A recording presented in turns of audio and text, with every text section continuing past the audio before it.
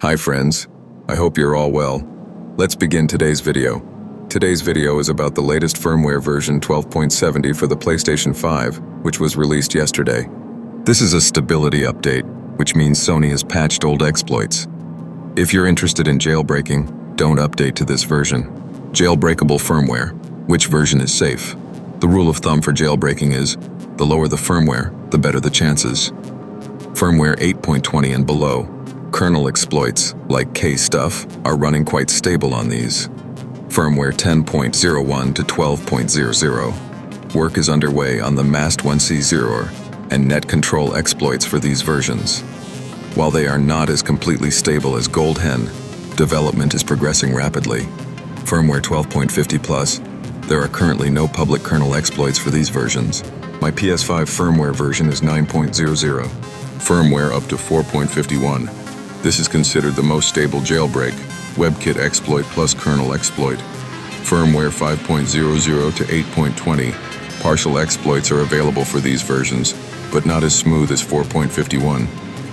Firmware 9.00 to 11.00. These have work-in-progress exploits, like MAST1C0 or BDJB, but these are limited and do not support every game homebrew.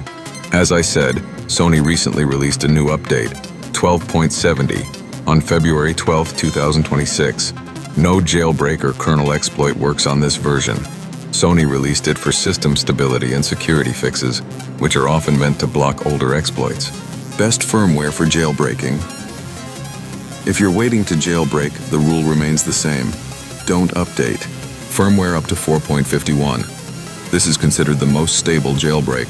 WebKit exploit plus kernel exploit.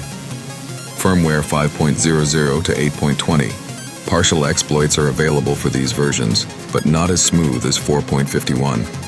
Firmware 9.00 to 11.00. These have work-in-progress exploits, like MAST1C or BDJB, but these are limited and do not support every game homebrew.